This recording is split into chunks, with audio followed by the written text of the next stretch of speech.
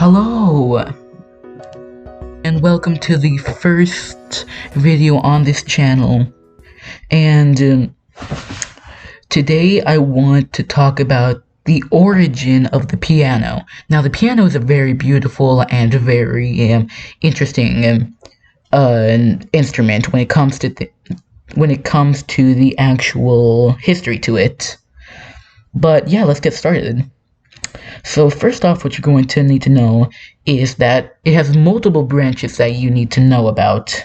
Like, first, the harp, the organ, and multiple other things, like the typing of these things. So let's get started with the creator of the organ, which came before the piano. Now, I'm gonna mess up this pronunciation. Ctesibius of Alexandria was the creator of the organ and was born in around 285 to 222 BC, who was son of a barber. And now, Ctesibius made many inventions, such as a water-powered clock. But we want to focus on his invention, the hydraulis, the water-based organ. Now, I am not an expert on mechanics, but I have a basic understanding of how it works. So first, what it does is it gets a large amount of water and blasts it up the pipe. And this water blasts up the air in the pipe, so what it does is it creates sound when it blasts the air up the pipes. And that water pressure was created by who knows what, I don't know.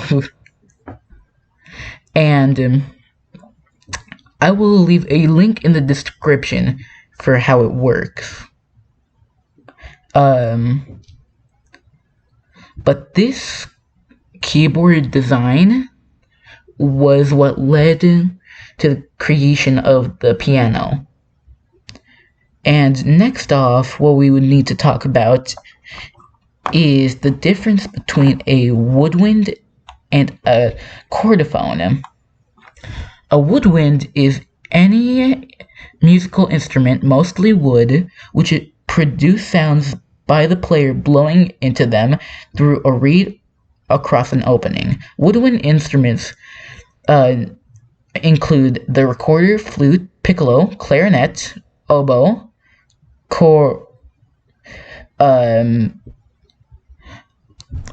and bassoon. The organ, of course, fits this category because wind is the main thing that creates sound.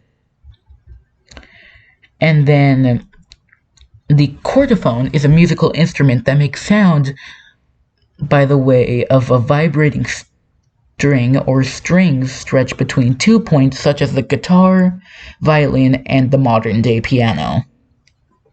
And then what's next is the harp. The harp is also something you would need to know to understand before you learn about the modern-day piano, because the harp is inside most of the pianos. They work by plucking certain strings, but in this case of the piano keys hook up to a device which bops the strings and makes a sound. But when the harp was made, but the harp actually has a lot of backstory to it.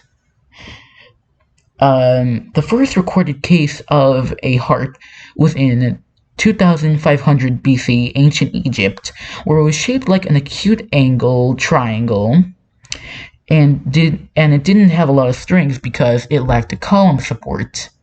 The next big change was around 800 AD, the Irish harp. This looked like your ordinary harp, but small. It had another column, so it had a column for support, so it had more strings, 30 to 36, to be exact. The next transformation is from 1800 AD, where the modern harp was made. It is a big triangular harp made from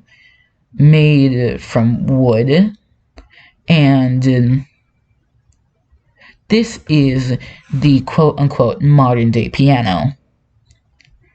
And this piano was actually not used. Now, this was actually made after the first piano.